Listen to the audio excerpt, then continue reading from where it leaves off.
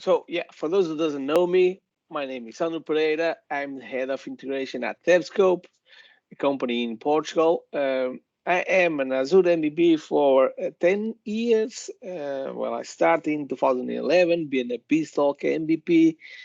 Then they changed to the integration MVPs, and now I'm an Azure MVPs. That also includes Beanstalk, Logic Apps, all of these Azure integration service.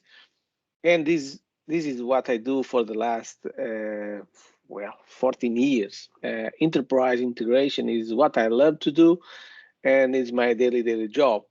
So you'll find a lot of these resources about Beanstalk, Logic App, Azure, most frequent now on my blog. You have my blog address there.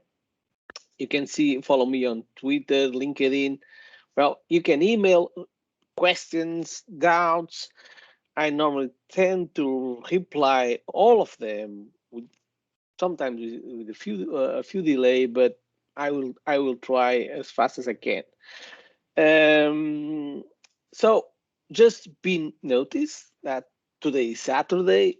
I have three kids at home. So they can enter that door at any time, making some noise. So I apologize in advance, and bear with me. I'll try to put as fast as I can outside the door, but well, it is what it is. Well, today is once again Logic App best practice tips and tricks. And the first tip is do not forget the previous tips that I mentioned during the last year. Okay, so to recap them, a lot of naming convention. Naming convention is quite important for you to implement from day one. So Logic App naming convention, the name that you provide to your Logic App is important. Well, it helps you finding the Logic Apps, understand what they are. No,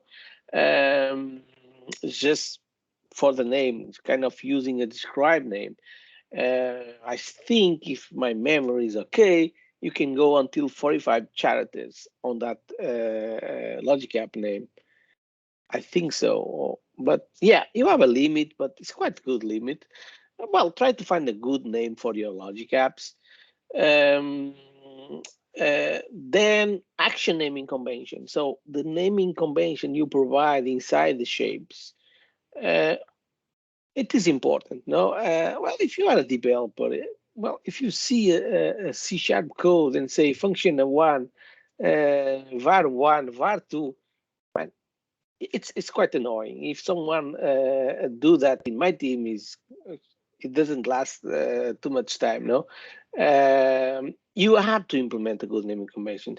You have to be able to read the business flow without going to every single shape to try to understand what is there. So provide a decent naming convention to your actions. I think it goes for 200 characters or I don't know, more or less that, but still you can provide a good naming to that. Doesn't You don't need a huge amount, but well, be consistent and be quite simple to give that names, at least to understand them, what is doing, and then put some comments there. Okay, if you want to describe more, because there are some I don't say actions, but for example triggers, but like the HTTP that you cannot rename that, unfortunately. So everything is general. Receive HTTP request. No, well, add a comment there.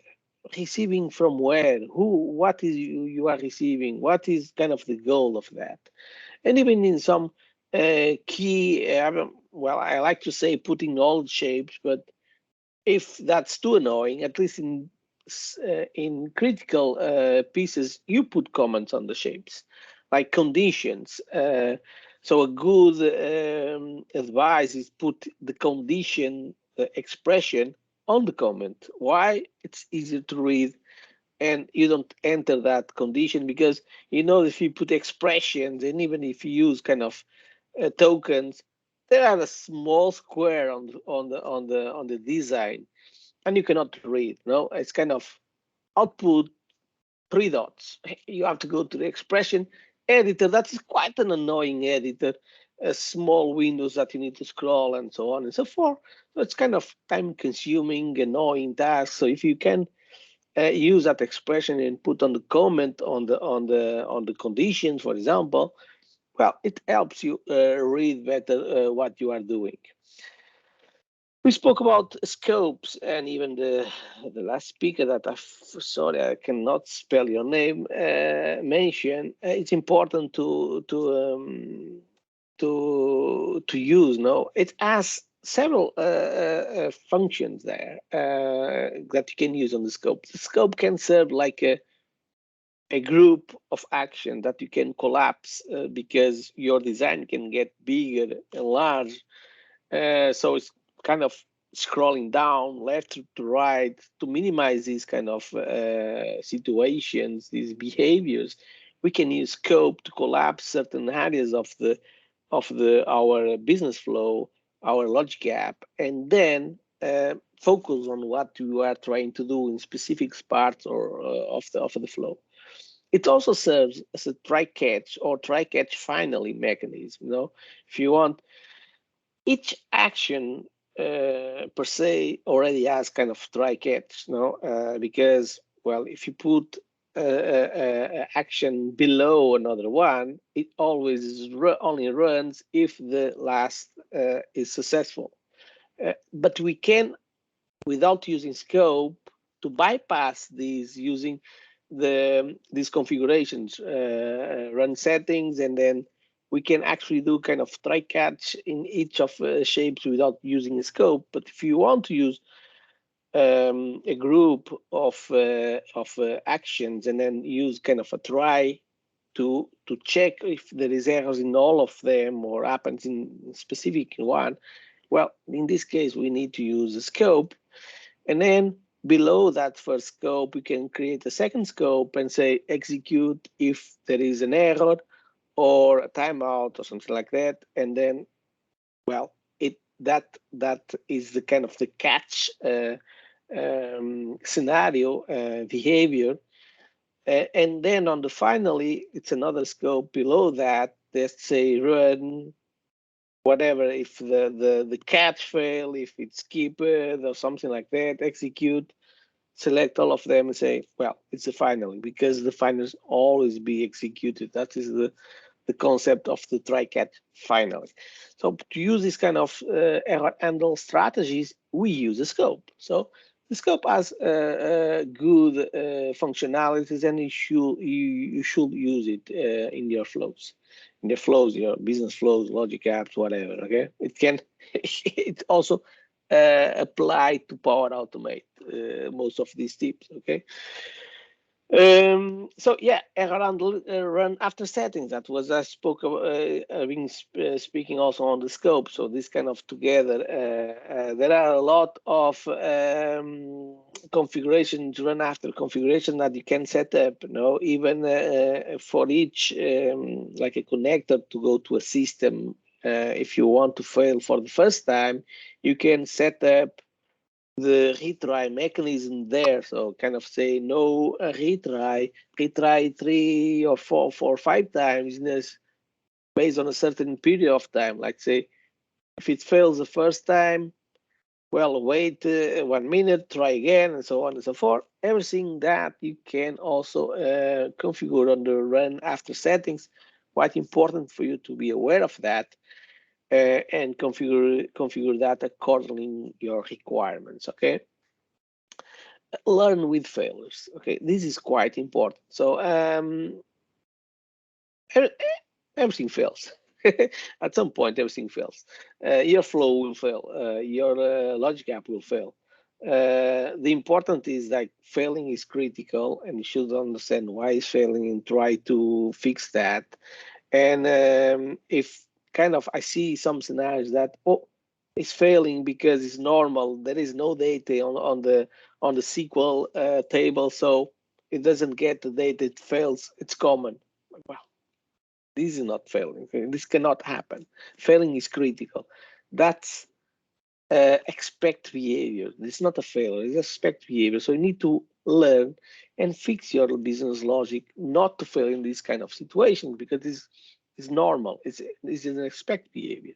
Failing is something that is a catastrophe. So we need to see why a system is down. So we need to call the phone and say to the guy, hey, your system is down. What is happening? So fix that. So we can reprocess and integrate messages again. Well, we spoke about the annoying part of the expressions, using expressions, mainly because the editor is too annoying. And kind of, I don't know why Microsoft still didn't improve that small annoying pop-up window that appears every time that we need to put an expression. It's kind of a text box, quite small, that we cannot do nothing inside there. So I really hope that Microsoft fix that quite soon. Control your connectors. So kind of you need to kind of having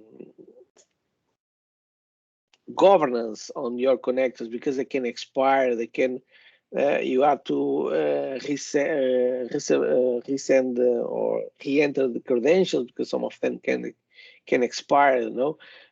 Find an orphan API, again, governance. If you kind of develop on your portal and kind of create a lot of connectors, there are dummy connectors that you are creating, like, and you see a list of SQL1, Teams ones. You have to be aware what they are being used and what are not being used, and then delete them, because, well, it's too much garbage in your systems, So yeah, all of these were the previous tips, and all of them are important for you to be aware. So my second tips is, again, naming convention, but this time the connector naming convention. So that's kind of the weak part for me of the naming convention, because, well, if you kind of create on the Azure portal, there is no good way to implement a naming convention to the connectors, because it kind of by default stays Teams1, Teams2, SQL1, SQL2, and so on and so forth. And so kind of, but this is the same step of bar1, bar2, bar3. Man, I will fire that developer. So why this behavior? Why this sequence? I can't understand. I don't like this, and it should improve it. And it should have this kind of good naming conventions also for your connectors. No. So again, if you are using Logic App Consumption, and if you are developing in Azure Portal, kind of a small POC and something like that, I do often at least POCs I'm using. Kind of is faster to do this kind of stuff, but it's no good way to again implement that. The only option for you is then go to the connector, export the template, fix the template, and upload the template. You are creating a second connector, but this time with a good naming convention. So instead of SQL1, you are putting kind of CN, that is kind of the sigle for connection, SQL, and what kind of database tables we are using. In this case, is we go into the SQL. Smart augmented expenses, that kind of internal system that we have at DevScope to submit our expenses in a kind of digital way. We'll do an OCR to the invoice and then, or the expense in this case, and then submit for payment later on.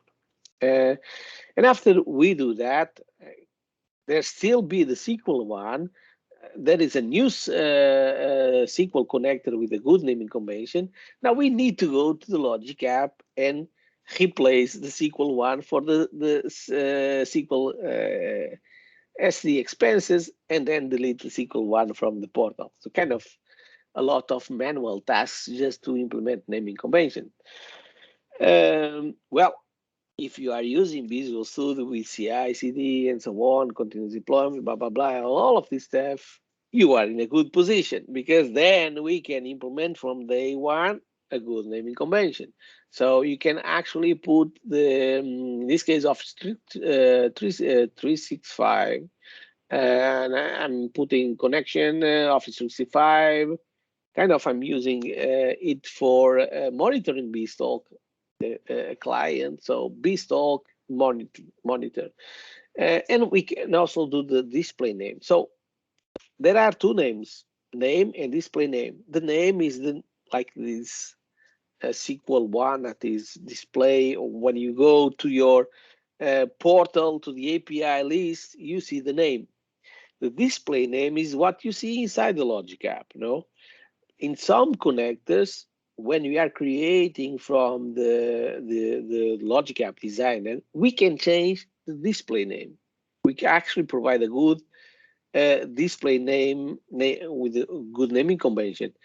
But when you go to the API list on the portal, you don't see that display name. You see the name, annoying SQL one, and then if you enter, you see the display name. So be aware that there are two namings of that. And you can do that, for example, on the global parameters of the Logic App JSON, and then on the Logic App parameters and the other parameters to implement CI, CD, and so on and so forth. Okay. Want to use the default, otherwise it goes to the CI, CD, go to the pipeline, replace all of these, because then we can actually put here, this is kind of my version, but in the client, I have the connector and I have dev test prod just to see if what is kind of the environment, and that signal I'm replacing using DevOps pipeline. So yeah, from Visual Studio in Logic App consumption, I'm speaking here about Logic App consumption. You can also do that on the standard for sure, but not in Visual Studio. In Visual Studio Code, but probably you have the same options to create. I have to check that. Just saying, but I believe so. And yeah, you have everything there to from day one to implement a good naming convention. So they are not any excuse. And again, POC, I'm kind of understanding, but if you are actually doing some real work on Azure integration, Azure, you are going to use the Visual Studio to deploy all of this stuff because you have to implement CI/CD to control their production Q&A. There is no option there. It's kind of, if you do it in the portal, if you are doing everything manually, you are in a horrible position. So you have the best ways to use the Visual Studio at the moment. At least consumption, Visual Studio is the right tool, and then you have to implement it from day zero. Okay.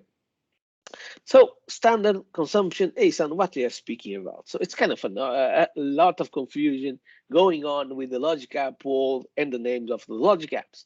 So we used to have Logic App, that's it.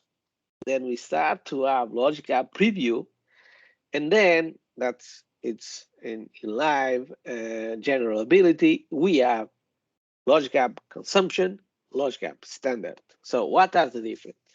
Logic App Consumption, it is the Logic Apps we know for the last year. So the previous, what we call only Logic App, now is Logic App Consumption. It's 100% serverless, controlled by Microsoft, and it can also you can also create a nice environment to have your Logic App consumption.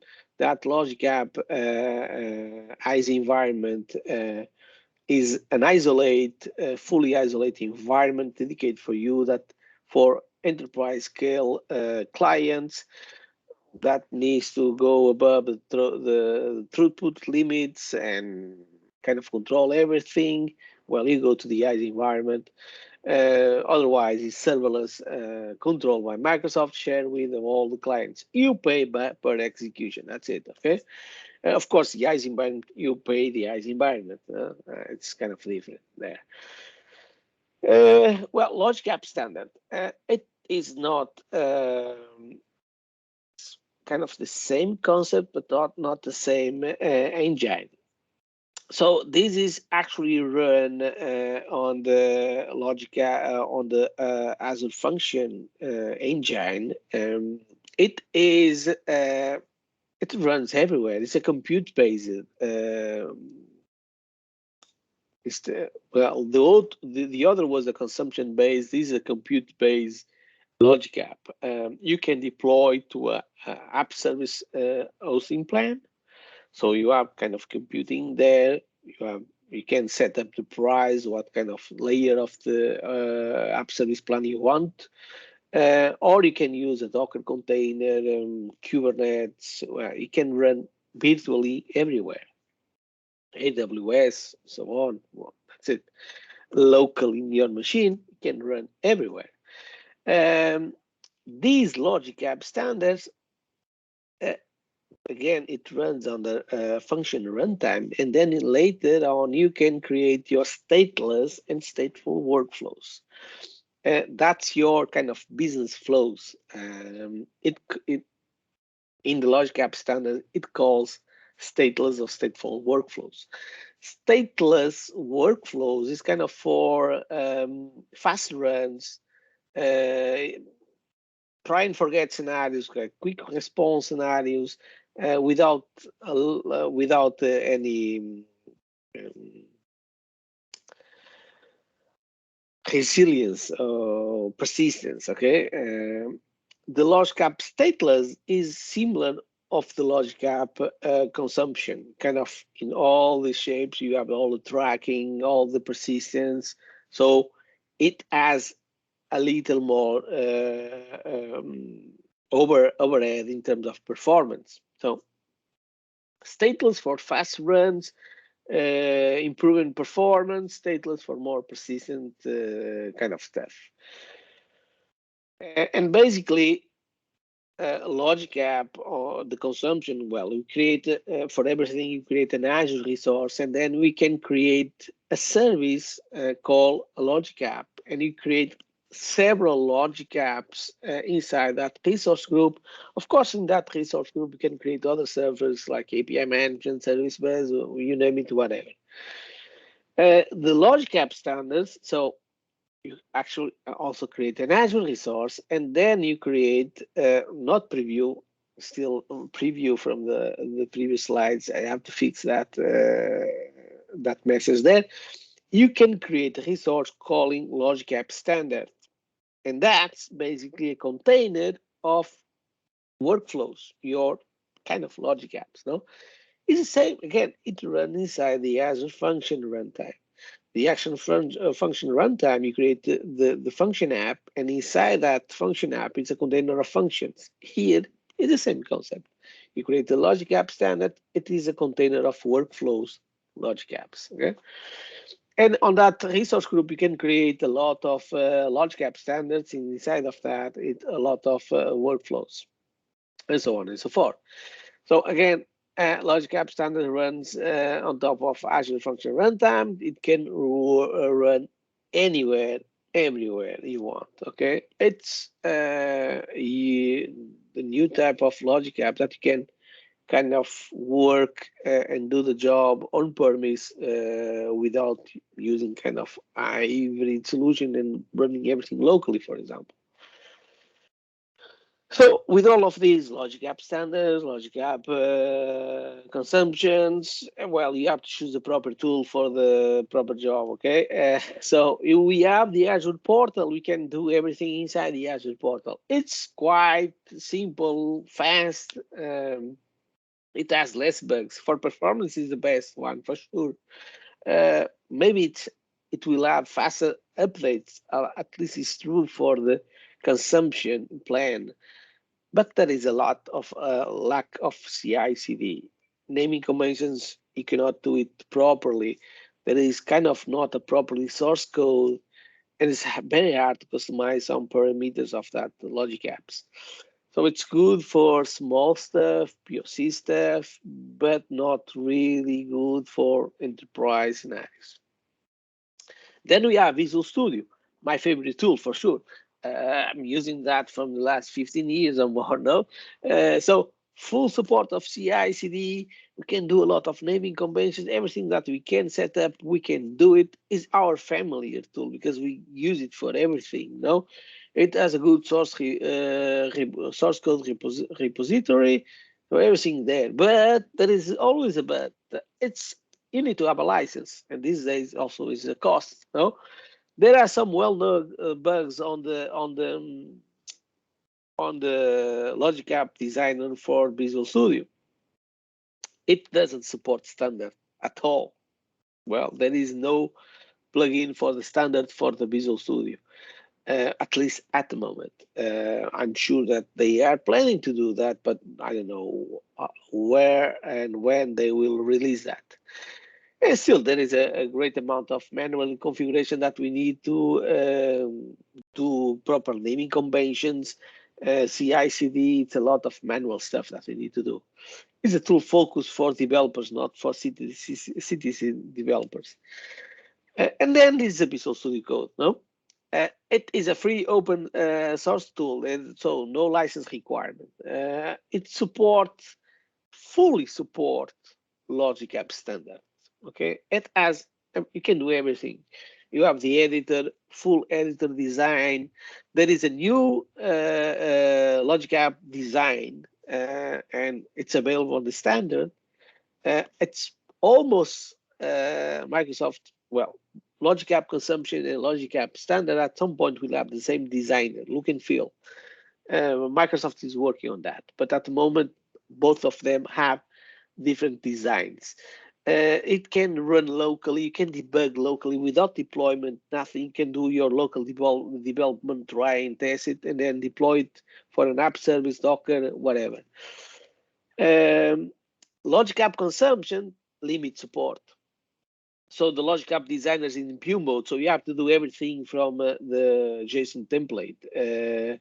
So wow, that's it's a no for me. I'm not a fan of doing everything manually if I have a good design. No, so I will never use Visual Studio Code to create Logic App Consumption, at least at this point.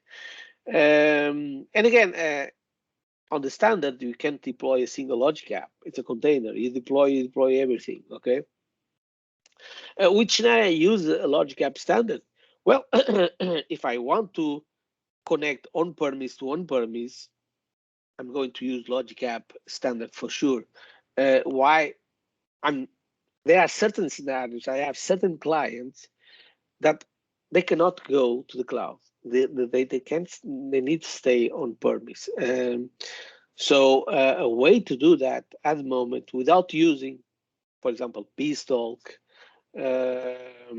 or web service or another tool is to use Logic App Standard, because if you're using consumption, he has to go to the Azure and came back. No, so if you use the Logic App Consumption standard, you can create also custom connectors. Everything runs locally, and you can do on-premise to on-premise integration. So that's one scenario. Well, other scenarios, well, not for sure. For now, there are some scenarios that can be helpful, but again, also depend on the cost, controlling costs. Normally, I'm using Logic App Consumption for doing my work, except the on-premise scenario. Yet, because also the Logic App Standard, in my opinion, is not yet at the level of the consumption plan. Well, tip 5, implement a good government policies. So I think it's important for you. Well, I know I'm a developer. I don't need to control that. Oh, yeah. I'm a consultant. I do developer, but I also help the clients to manage all of these implementations and so on and so forth. So it is important for you to have a governance policy inside your integration landscape. For example, if you're going at today, realize and try to do this exercise. What are the connectors and the logic apps you have, and which logic app is using which connector? I challenge you to do that manually today. It's a nightmare, okay? So if you go to the API connections, you cannot see a correlation to the logic app. You have to go to the logic app for each logic app and see what is the correlation to the API connection. No? And there are a lot of connections probably in your subscription resource group that are orphans. They are not being used for no one. So it's garbage there, no? You have to implement this kind of governance policy, checking and even documenting what is there, no? Uh, Michael Stephenson is speaking today in the afternoon. He actually created these finding orphan API connectors. I did my version of that also, small improvements, I guess, small changes at least. And then I did a lot of other ones. I can show you, for example, this one is quite good. No, kind of. Well, specify what is a subscription. We can specify what is a resource, specific resource group, or we can actually say, well, I don't care about resource group. I want to go to all subscriptions. That my user, in this case, I'm running with the user, has access to all of these resource groups that I'm having, sorry, having access and analyze that, okay? And I'm going and then, well, I can run that, but it takes a little while. So I already ran a few minutes ago after before the session start. So it goes to the my resource group. It finds all of these connectors. So I have all of these connectors in my resource group. And I'm going to look for logic apps, and I say, well, I have these three logic apps. This one is using that Office 365. Email demo is using also Office 365 too. We have other ones that are using more than one. Well, probably not here, but yeah. I can have this one. And then at the end, I have all of these saying that, well, all of these are orphans. Okay, so you can easily delete that. They are not being used for no one. Um, in a new version that I did, I also go and for each, I don't want to delete it automatically for safety concerns and policies also on some of the clients. I just want to alert them for going there, do a final checkup, and delete that. But I will tag it as deprecated, yes, if I found a connector that is deprecated. Well, yesterday on my session, I show you about controlling also these using automation account and running all of these kind of scripts in an automation account with a fancy report. Even let me check here if I have, for example, getting an email with a high message volume of in a queue, or getting that API connection broken, saying that for these resources there are Office 365 that fell in token. I need to re-authenticate all of this stuff. So you kind of having these kind of governance on top of your solutions is quite important. Okay, let's go.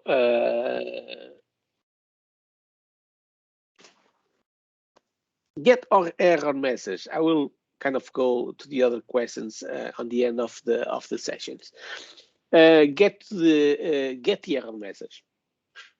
You have this kind of error handling scopes using try catch, but at some point I want to have a clear, simple text message saying that error happens for this reason. Kind of, well, if you are a developer, try catch.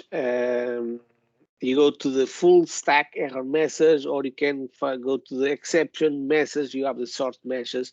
I want the short message. No, I don't want the full stack and so on and so forth.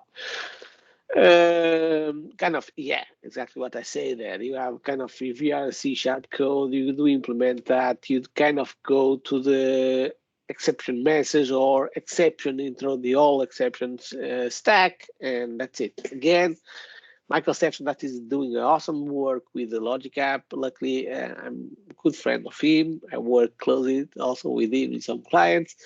I have that privilege to work with him.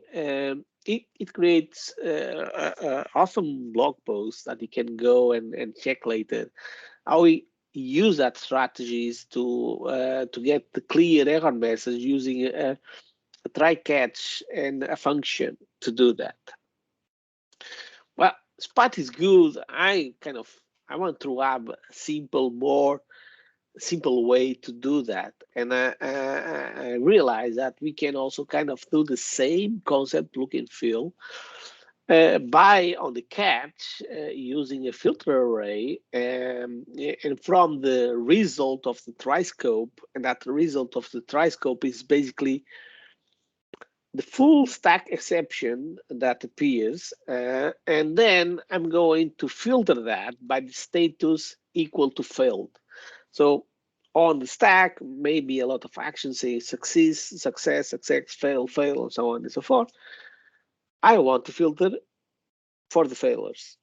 And then I'm just setting a variable with the first error message.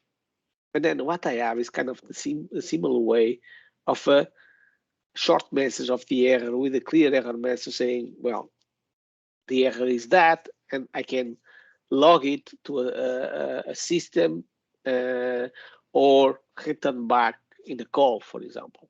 Okay, kind of it's important for us to be aware of that. 7th tip, well, roll back a previous version of a Logic app, and in this case, using the portal. So the portal doesn't have a good source code repo. If you have that, it's simple to roll back situations to previous one. But on the portal, we also have these history versions, deploy versions that we did. Okay, we can always go there and go to that list of versions and select the previous one and promote that production to be active. No, so we are rolling back to previous versions of the Logic app, even without sourcing control.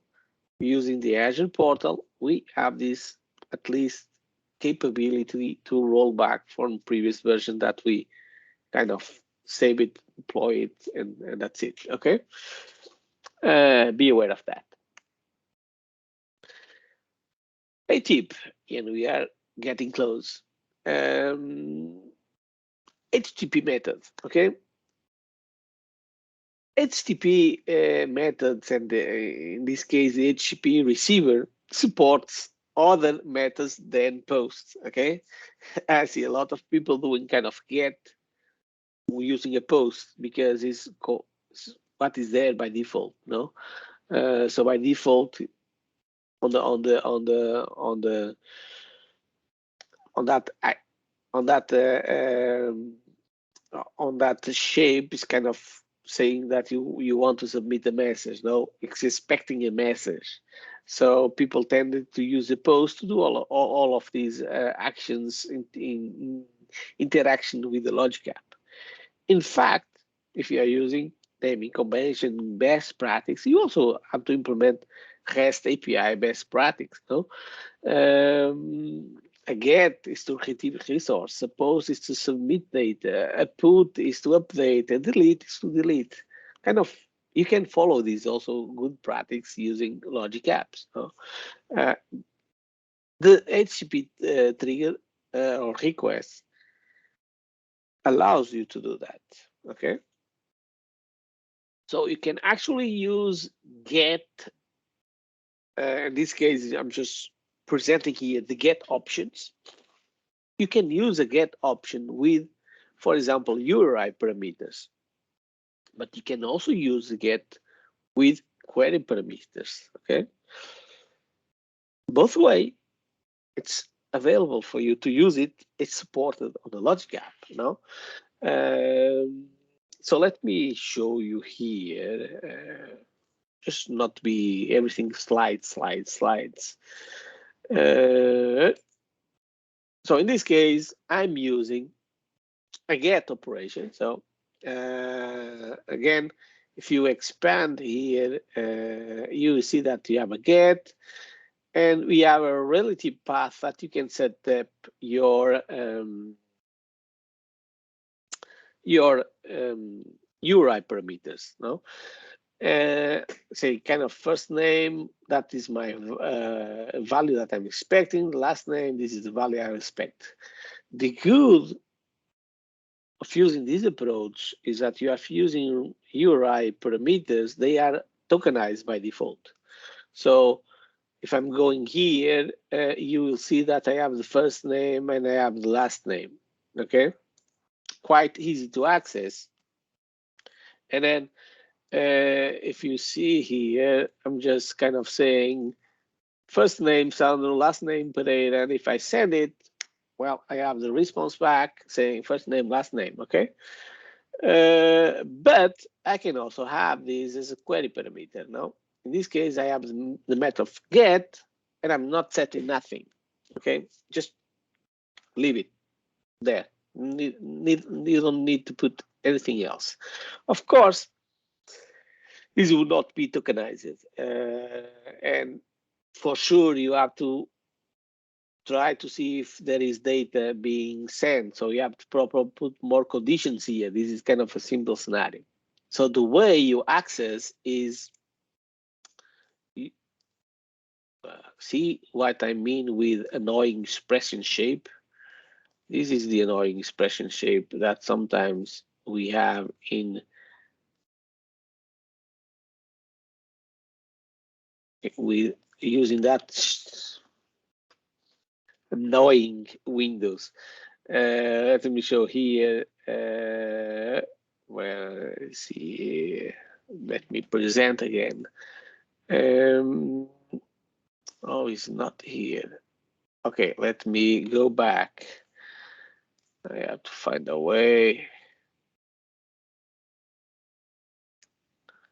It's second.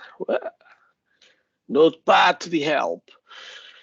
Triggers, output, queries, and the first name. So if you kind of do that on the expression shape, when you have the triggers, I don't think I need this, but otherwise it will fail.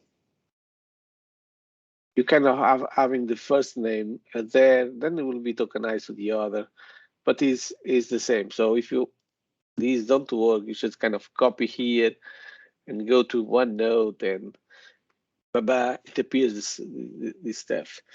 I really annoy this kind of experience working with that, but it is what we have at the moment. So again, we have to go to the queries from the triggers output and then specify what is the query, the parameter that we are going to try to read.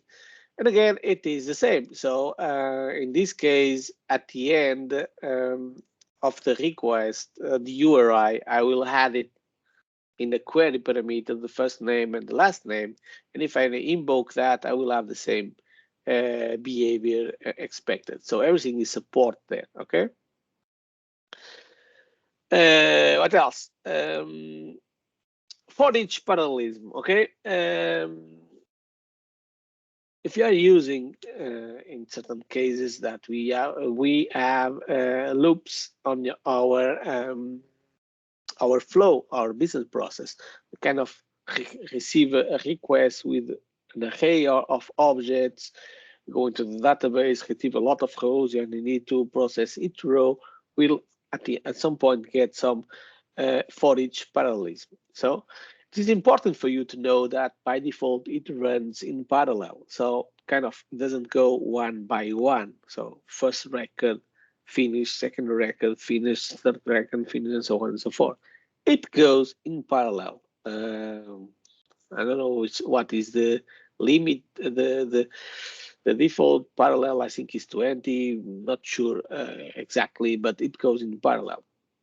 You can increase that, but it's sometimes if you kind of see a denial of service, or even the system cannot handle just amount of requests at the same time, you are kind of slow down this process, and you can always go to the properties and the concurrency control properties, and enable this concurrency control and specify what is your degree of parallelism.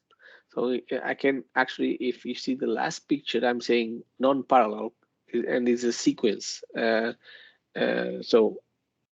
go to the first, finish, go to the second, and so on and so forth. Okay, so it's important for you to know that these kind of capabilities also exist inside your logic app. And the last for today, it's kind of protect your logic apps. Okay, there is a lot of ways for you to protect your logic app. Expose it inside the API management to protect the URI, protect the kind of who is calling that. You can do IP address restrictions, saying that a few IP address is only available to call that logic app. You can use that with exposing the API management, and set up that only the API management can invoke that logic app, kind of protect that. You can do Active Directory OAuth, secure the data run history by obfuscations, okay? By default, you can see whatever is going there, no? Tracking all the shapes and so forth and so on and so on.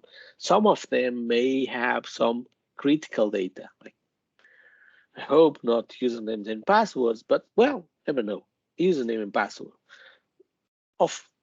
to an obfuscation to that shape, saying that that shape, you don't see the history running there, okay? You don't want to see that information. Kind of thing, retrieve data from, or this kind of configuration from the database where you see that critical data. So do an obfuscation of that. You can also do access logic app operation by active role-based control, logic app contributor, operator, and so on and so forth. Kind of use that, all of these features and more that probably exist, to secure and protect your logic apps, okay? For example, for exposing API, well, yeah, one of my blog posts that I did 2019 still apply today.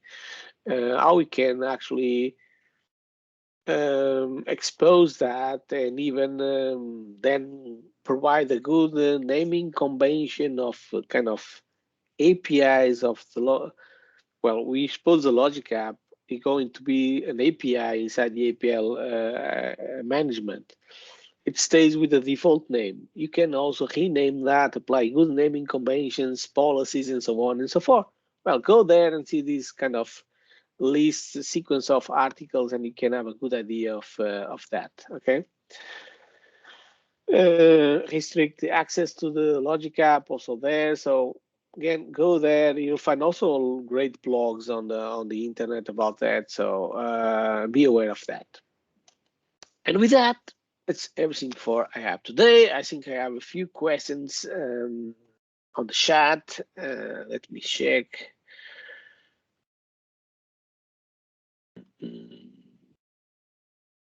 I'm guessing you are use proper CI/CD.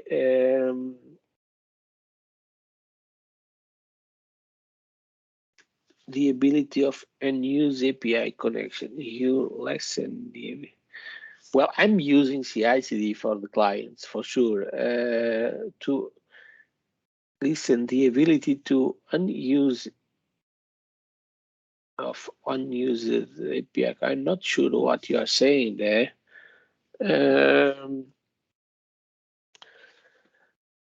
In this case, I'm not kind of understanding that question, but the unused API connections is that, well, I know what I'm doing.